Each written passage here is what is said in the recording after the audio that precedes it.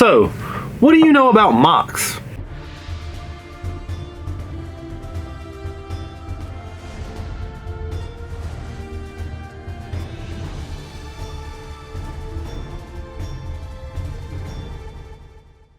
Hey guys, what is going on? So I have a question. How much do you know about building MOCs? So me and a buddy was having a conversation about MOCs and how he builds them and I build them, and they're just completely different, worlds apart. But he's not right and neither really am I.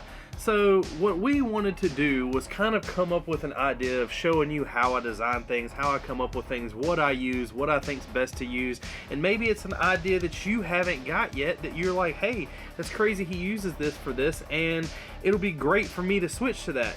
Another one of the things I want to do is show everybody how to use pieces in ways that they're not really meant to be used, or in ways that you don't think about. So I've came up with an idea to do a video series about building MOCs. Now I do want you to remember in this that there are tons and tons of people that are better than I am, and they are greatly more improved than I am. But I am not trying to say that anybody is better than anybody. I'm just hoping that this will help you, give you ideas, showcase other creators' designs, and just kind of make you better and make me better and make everyone better at what we all like doing, which is building Lego. In this first video, I would like to just basically start off with the complete basic. MOC. What is MOC? What does it mean? What does it stand for? So it is M.O.C. What that actually means is my own creation. And it doesn't really mean that you've even just built something on your own. It could be that you took a Lego set and didn't like something about it and designed it a little different, or made it better, or just completely changed the way it worked and just made it to where you like it more. A lot of people, like myself, go completely overboard. I can't do anything that's small. I've yet to create a small MOC. Everything I've done has been at least 15 base plates or bigger. And I'm not saying that's the great thing. That is not a good thing to do at all, really. So MOC can be used as a very loose term. And one of the main keys in planning out this whole entire MOC that you are now thinking about is minifigs. And why did I say minifigs? Because minifigs control a huge portion of the money that you're gonna put into a MOC. If you intend to have a bunch of minifigs in there, whether it be Marvel superheroes or DC superheroes or Castle Knights or anything Star Wars, those figures add up very quickly. And when you're doing things to a bigger scale, like with the castle, and there's like 500 knights I have, that really pushes the boundary of the money that you're gonna spend on this. So when I say that this can get it very expensive quick, it will. The next thing after the minifigs and the idea is kind of the size. Now the size, I do believe, kind of goes hand in hand with the minifigs. If you have one base plate and 100 minifigs, it's not going to look that great in my opinion, because there's just going to be stuff jumbled everywhere. And if you have a massive 3x3 where it's 9 base plates and you only have 9 minifigs, it's going to look really kind of dead. So you want there to be a scene or a story or something being told, and you want people to be able to look at what you're building and find out the story that goes on without having to explain everything. Now I will tell you, when it comes to the minifigs and stuff like that, if minifigs are like $5 and you say, well, that's not bad, I want 100 of them, that's 500 bucks you just spent on just minifigs.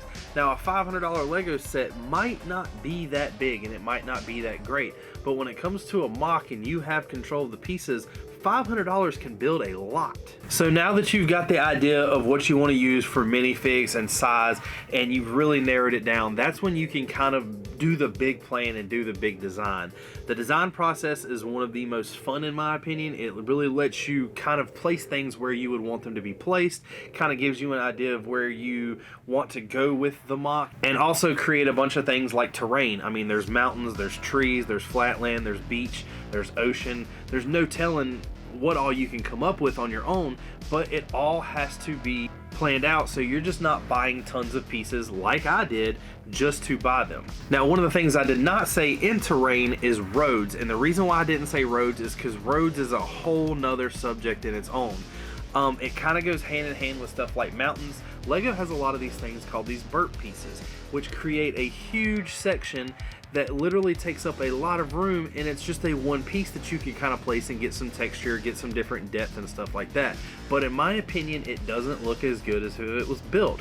But now roads are roads. The road base plates that they just came out with last year don't really look that bad at all and do a really good job with what they are intended to be, which are roads. You can still add things like cracks in them, and you can create a sidewalk for them. And one of the ways you're gonna do that is kind of where I wanna start first.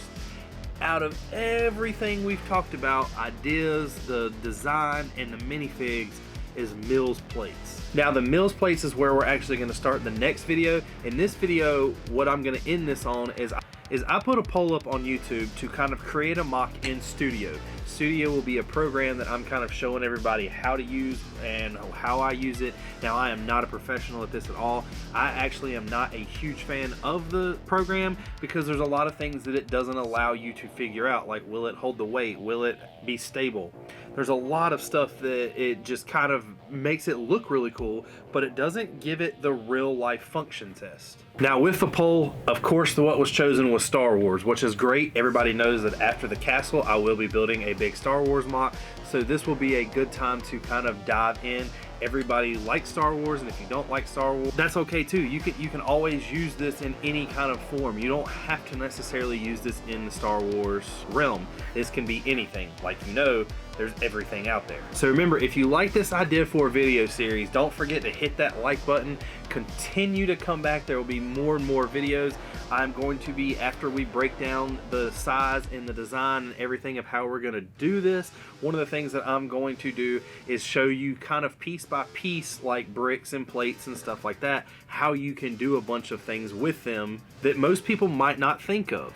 So don't forget, next week we'll be going into Studio and creating those Mills plates and starting the kind of base of everything we got. Now, if you like this video series, also hit that subscribe button, keep up with the updates on the castle that's going on, and don't forget, always send me ideas, especially if you had ideas about this. If you have any kind of questions about anything, or if you have any comments about how I'm doing something wrong and there's a much easier way, please comment down below. Let me know. Like I said, there is no right or wrong to this. But don't forget, while you're doing this, always have fun.